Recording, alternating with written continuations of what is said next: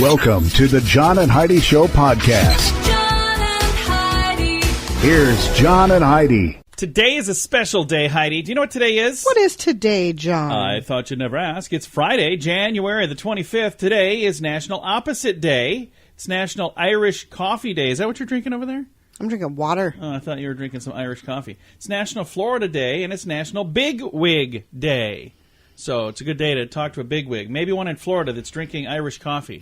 Or just do the opposite of that, since it's opposite day. I'm not sure how to celebrate. But I have a really fun guest. Richard Rawlings will be joining us. If you ever watch Discovery Channel, you know him as the car guru. He's been on, what is it called? The Gas Monkey and Fast and Loud. And he's got a new show called Garage Rehab. That's the one we're going to talk about, where he goes around to different communities and they help people who are in the garage business, you know, that fix cars and stuff. They come in and like revamp everything and make it better for them. I think it's such a cool thing. And there was an episode where they did this for a soldier who got back from serving overseas, and I just think it's really cool. I'm excited to visit with him. It's coming up later on the program right here on the John and Heidi Show. Want a good laugh to start every day? We do, and you can too. Be sure to follow WeirdGiftOfTheDay.com on Facebook. Every morning we send out our Weird Gift of the Day. You don't even have to buy anything. You can just follow our page and laugh at the bizarre real gift items we find and share every morning. And maybe you can share them with your friends who have a good sense of humor too. We have a link to make it easy to find us at WeirdGiftOfTheDay.com. That's WeirdGiftOfTheDay.com. Time now for surveys and studies and such. Promise yourself to quit smoking for the new year. You just can't stop doing it? Well, you're not alone. A new survey from Australia shows that only 3% of smokers who make resolutions to quit actually stick with them. Only 3%. More than half of smokers who say they were going to quit this year were back to smoking within a week. And around 15% lit up within hours of making the pledge. They're like, I'm not smoking in 2019. Have you seen my lighter? So that probably not the best thing. That is a good thing to give up if you want to give up. I was talking to a guy that's a smoker, and it was really funny because he said, do you think people don't realize it's bad? He was just talking about the marketing that people are doing to get people to quit smoking. He's like, you seriously don't think that we don't know it's good, right? You know, it's not like we thought these things were healthy. He's like, I just wish people would leave me alone. I made the decision to smoke. I was like, I never really thought about it that way before. But he made a very good point. So do what you want to do, I guess. Everybody should just do what they want to do. There you go. Do your thing. This is surveys and studies and such on the John and Heidi Show. Cable and dish companies keep jacking up their rates. Join the cable cutting revolution with ChannelSurferTV.com. Watch TV with no monthly fee. Our DVR lets you record shows and pause live TV with no monthly fee. Want to stream movies? We have a device for that too. It works with Netflix, Hulu, Amazon Prime, YouTube, and many other streaming platforms, so you can cut the cable and save a ton of money every month. Learn more at ChannelSurferTV.com. That's ChannelSurferTV.com. And this is your brain on drugs. Sometimes we don't think things through, Heidi, and that's perfectly normal, but maybe not quite like this. Somebody needs to fire the person who came up with this dumb yet hilarious idea. It turns out police in Indonesia got people insanely high when they tried to burn 3 tons of marijuana. They were burning this because they were trying to get rid of evidence. So 3 tons of marijuana was on fire. Also, 2,538 ecstasy pills and 2 pounds of crystal meth. They were trying to destroy the illegal imports. They were professionals. Yeah, and all of the fumes and the smoke that created it got an entire community high. Now, the people that were actually doing the fire, they were wearing gas masks. Oh, of course they were. How nice of them. But they forgot to tell the locals in the area that, oh, by the way, we're going to be burning a bunch of drugs. So many suffered from dizziness, headaches, and many reported they felt completely high. So there you go. That's what happens when sometimes, you know, the people in charge have their brains on drugs. John and Heidi. Now, big screen, little screen, brought to you by ChannelSurferTV.com. Heidi Klum, she's on, what is it, X Factor, America's Got Talent, TV I think, show is what or she's something? on. Yeah. She's also on Germany's Next Top Model, and she posed in a lingerie outfit with a bunch of snakes to promote the next season of that. Why would they have snakes? Oh. I'm not exactly sure what's going on there. Charlie Sheen is back in the news. He's going to sell his 7-bedroom, 7-bathroom home for $8.5 million. So that's over $1 million per bedroom and per bathroom. 7 bedroom, 7 bathroom. Should be $7 million, but it's $8.5 million. I don't know why. I don't know why somebody would need a home that size. And I think it's just him living there, so I'm not really sure.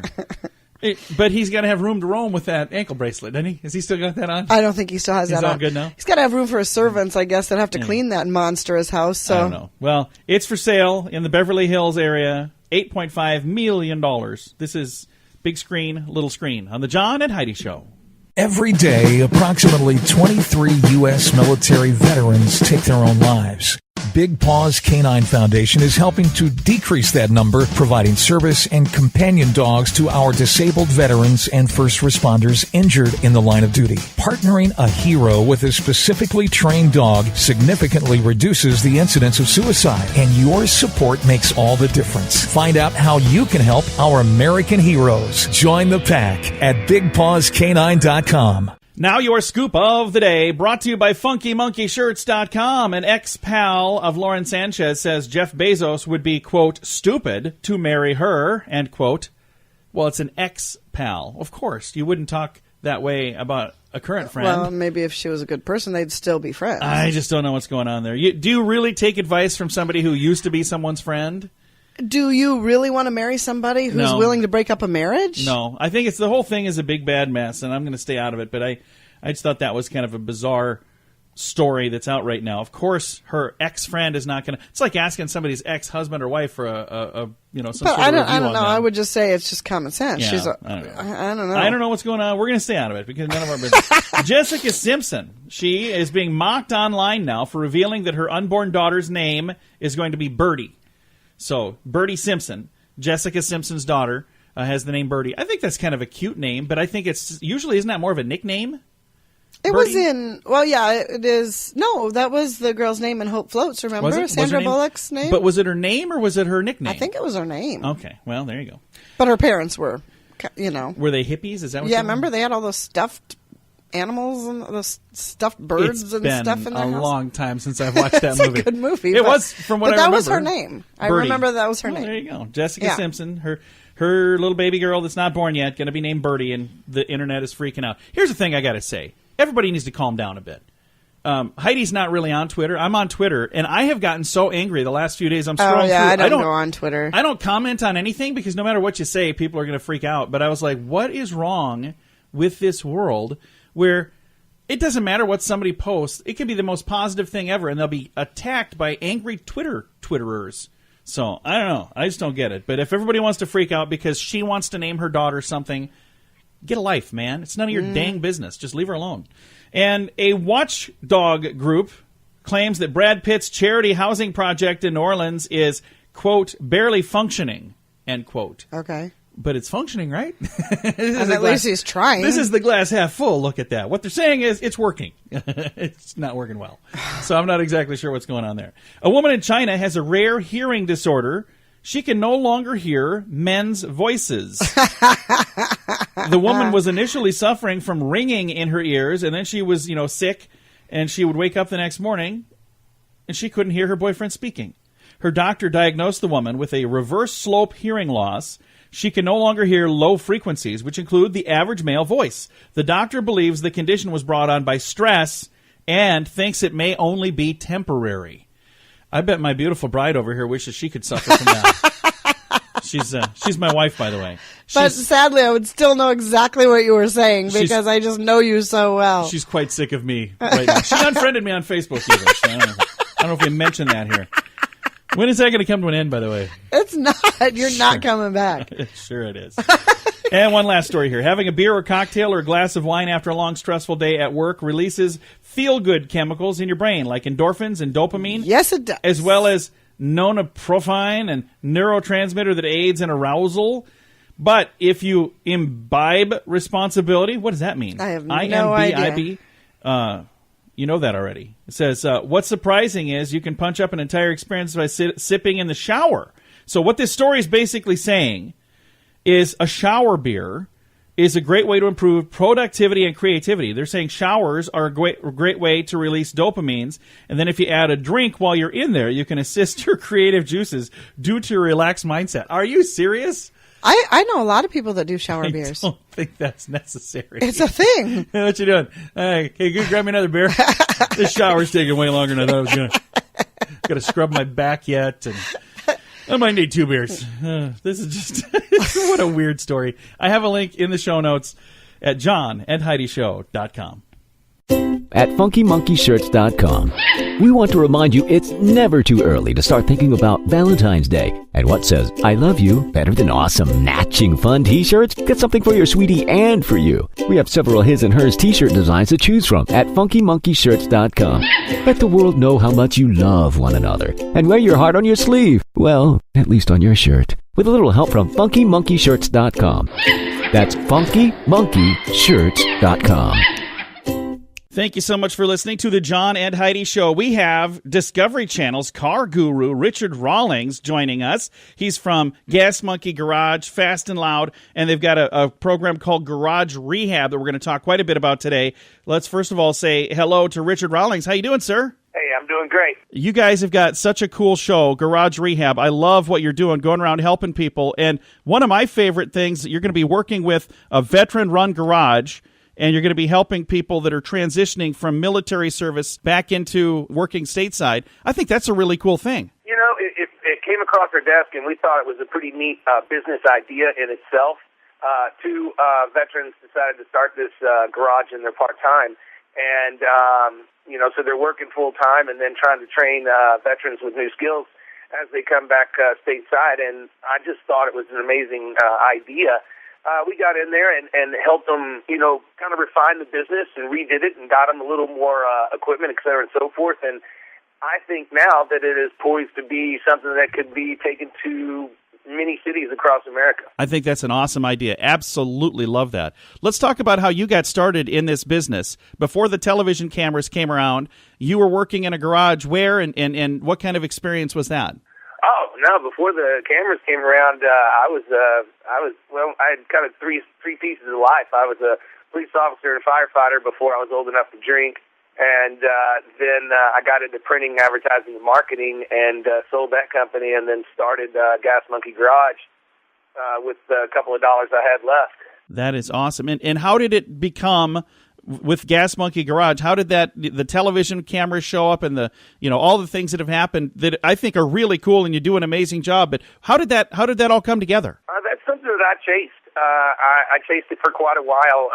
It was kind of the idea for Gas Monkey Garage because I had 2 young kids back then, and the kids and the wife weren't in the room with me watching all the car and motorcycle shows that I liked, and I realized it just wasn't family friendly, I guess is the best way to put it. And so the guys dug it, but the wives and kids didn't, and I think that's kind of the secret to Gas Monkey is, we're all about it. Trust me, I still got a lot of tattoos and a lot of jewelry. I just don't have a bandana and a pit bull. Well, and that's something that I absolutely noticed, and I think a lot of people noticed, that it's a program that you can watch with the kids. Because here's the thing, if we don't get them interested in this, what's going to happen for the next generation? They're not going to know anything about it, are they? It's already kind of dangerous because you don't have to know much about anything anymore. You just press a button and it happens. So, I've got a show that I'm working on that's going to bring some kids into the shop and things like that. I think it'll be pretty exciting if I can get it off the ground in 2019. Well, that would be awesome. And over the course of time that you've had a chance to work on probably thousands of projects, are there any projects that stand out in your mind as kind of like your favorites? The Ford GT is probably my favorite, and I've been trying to buy that car back for 3 years now. And but all in all, what's really cool about Gas Monkey is we don't do the same thing twice.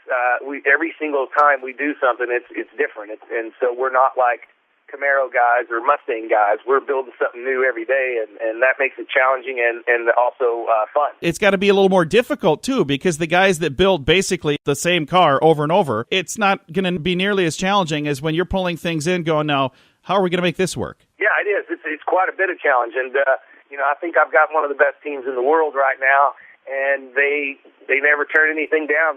Sure, we get stumped and have to figure it out, but these guys are actually just killing it back there. Well, thank you for doing what you do. I know there are a lot of people around the country that have been watching you on television with your own projects, and then I think it's really cool, the new series, Garage Rehab. Let's talk a little bit about that for somebody that maybe hasn't heard of this yet. Well, basically, we go in, we find garages that are in need of help. And the concept came to me because I've been there. I remember being turned down for a $1,500 loan so I could buy a new lift.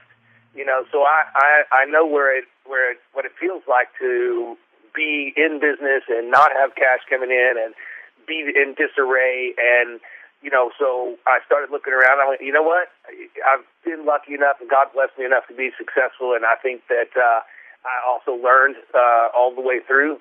So why not, you know, use that knowledge to help benefit others? I think that is such a cool thing. Richard, thank you so much for doing what you're doing, man. Yes, sir.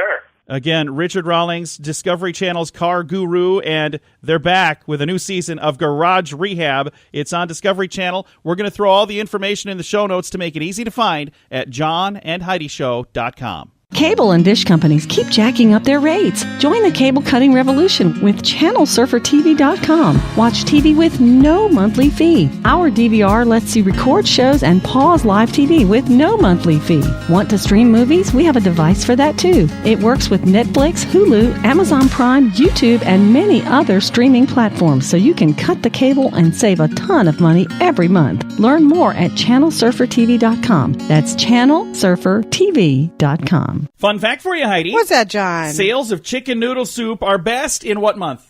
What month is the chicken noodle soup month? I don't know. February. Wrong. January, but you were close. So you get points. You get half points just for guessing close. Okay. The points don't mean anything. But January, best sales of chicken noodle soups this month in January.